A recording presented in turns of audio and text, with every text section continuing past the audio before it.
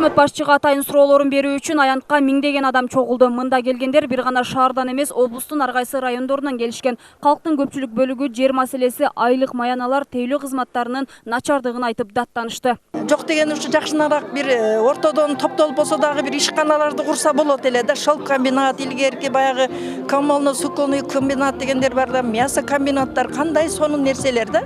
Эл үчүн иштеп, ошо элдин каарылардын пенсиясын көтөрсө, айлыктарды көтөрсө деген тилек, максат ошол.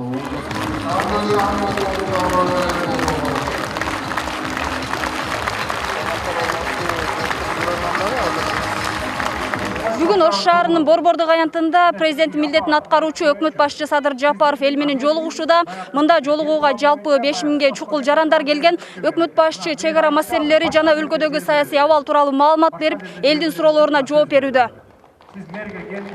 Эпидемиялык кырдаал курчуп жатканда мынтип эл менен жолугушуу өткөргөнүн коомчулук дароо талкууга ала баштады. Ар бир жаран текшерүүдөн өтүп киргени менен санитардык нормалар толук кандуу сакталбагандыгы байкалат. Президенттин милдетин аткаруучу алгачкы сөзүндө эле оорудан тынчсызданып жаткандарга өз пикирин билдирди. Эмне үчүн биринчи кезекте ушу бүгүнкү күндө ковид оорусу менен оору көбөйүп кычап турган мезгилде ушу түштүк жергесине келдик. Анын себебин айта кетейин. Ковид оорусунан дагы коркунучтуу бизде эки маселе бар. Биринчиси улуттар аралык жаңжал чыгып кетпөсү керек. Экинчиси чек ара маселеси. Эки өлкөнүн ортосунда тынчтык болуу керек. Мына ушул акыркы окуяларда ушул учурдан пайдаланып үчүнчү күчтөр дейбизби, же биздин эле ошо оппоненттер дейбизби, улуттар аралык жаңжал чыгарууга аракет жасады, дагы деле жасап жатат. Biz ошону сиздерге теледен айтпай, радиодон же гезит интернеттерден айтпай, сиздерге мына жүзмө-жүз келип, суранып, улуттар аралык жаңжал чыгып кетпөсүн өтүнүп, сиздерден элден суранып кетели деп келдик. Ковидтен дагы бул өтө коркунучтуу. Наразычылыктар мамлекеттик ишканаларга, билим берүү мекемелерине да айтылды. Бул учурда өкмөт башчы реформа өткөндөн кийин баары жолго түшөрүн, коррупциялык схемалар жоюларын убада кылды. Мүмкүнчүлүктөн пайдаланган жаш ишкерлер мамлекет тарабынан тиешелүү шарттардын түзүлүүсүн талап кылышты. Мектеп маселеси боюнча дайым эле парламентте көтөрүлүп келет. Мектеп директорлору 5 жылдан кийин кызмат ордун бошотсун деп. Ош шаарындагы мектептер ондоп эмес, жүздөп саналат. Мектептин директорлору өзүнүн жеке менчигинде кылып мектепти колдонуп калышкан. Ошол директорлор 5 жылдан кийин ошол местасын бошотуп кетсин, жаштарга берсин. Баягы чапанын сүдүрөгөн чалдар калгандай болуп, пенсиядан кийин 60-тан кийинки дагы директорлор бар мектепте. Мектеп Ош шаарында коррупцияга белчесинен батып. Ошол бизге акыйкат айттык, ишинде асасын, башында асасын, мен жардам бердим деп, ушул жерге чейин, топ азырга чейин эч кимден коркпойт. Урматтуу Садыр Нуркожоевич, жаш мигрант ишкерлерге жардамыңызды бериң, калыс сөзүңүздү айтың. Керек болсо бүгүн ушу объектте 20 мүнөт убактыңызды бөлсөңүз, биздин маселе чечилет. Чоң рахмат сизге. Инвесторлар боюнча. Мейли сырттан келген инвесторбу, же ичибизден келген инвесторбу, бардыгыңыздар үчүн эшик ачык деп мен жарыяладым. Ушундан кийин аябагандай көп инвесторлор келди. Менин иш убактымдын жарымын ошолор алып атат инвесторлор.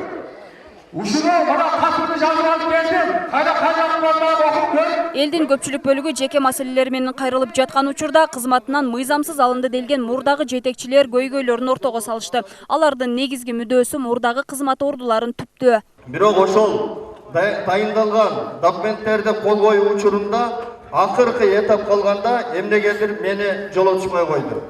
Мен ойлойм, бул жерде дагы сизди тегеректеп турган адамдар мурдагы президенттер сыяктуу эле сизди дагы жолдон адаштырып коюшу мүмкүн. Балким ушул сөздү угуп, балким мени колума кишен салып камашы мүмкүн. Бирок мен жараткандын алдында эч кимден коркпойм. Мыйзам алдында дайыма жооп бергенге даярмын. Өзгөнүн элине болгон жакшы ниетим болгон, эч кандай коррупциясы жок, таза иштеп берем деп бир канча инвесторлорду ноябрь айына чакырып койгонмун. Ошолордун бардыгы бүгүн кайрылып жатат. Өзгөн районуна 2 ай мурун келген экенсиз, баарын мага маалыматтарды беришкен. Анан сиз бай алмашылып калгандан кийин мына облуска мен сизге дагы айттым, сунуш бердим. Сиз жакшы иштеп атыпсыз, эл колдойт экен. Эми ушул баягы тополоң мезгилинде алмашылып калдыңыз. Мына өкмөттүн өкүлүнүн облустагы замы болуп барыңыз дедик. Мындайча айтканда губернатордун замы болуп деп сиз отказ бердиңиз. Анан кийин кайра баягы макул деп кайра ордуңузга алып келели деп анан кайра ойлондук да, эми 2,5 ай убакыт калыптыр реформаларга. Анан күн сайын аким алмашып атат дедиртпей, ошо 2 ай чыдап туруңуз деп. 2 айдан кийин ошол акимчиликке койсоңуз болот. Баягы жаңы системалар башталганда. Суроо жооп учурунда Жапаров баш мыйзамдын долбоорунда жогорку кеңештин депутаттарынын жарымы бир мандаттуу, калганы партиялык система менен шайланып келиши жазылганын билдирди. Бирок парламенттин толук партиялык система менен шайланышын туура эмес деп эсептейт. Коомчулукта толук бир мандаттуу системаны колдогондор көп экенин белгилеп, бардык пикирлер эске алынат деп ишендирди. Ошол эле учурда конституциялык реформалардын долбоору даяр болуп калганын билдирип, конституциялык кеңешме түзүлөөрүн айтты. Жарымы одномандатный болсун, жарымы партийный болсун деп. Бирок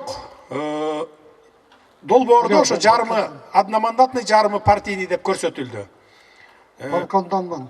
Сиздер мисалы кайсыл системасын тандайт элеңиздер. Мисалы азыр көпчүлүккө мен суроо берейин. Бир мандаттуубу же болбосо жарымы партийный, жарымы бир мандаттуубу?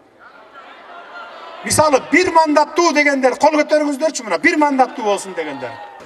А жарымы партийный, жарымы бир мандаттуу болсун дегендер кол көтөрүңүзчү.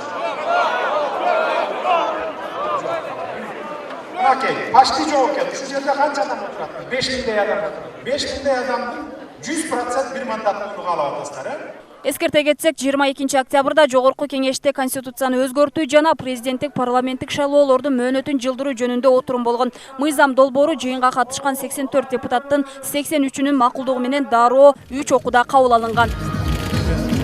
Мимоза Жаныбек кызы, Айбек Үсөнұлы, Ынтымак.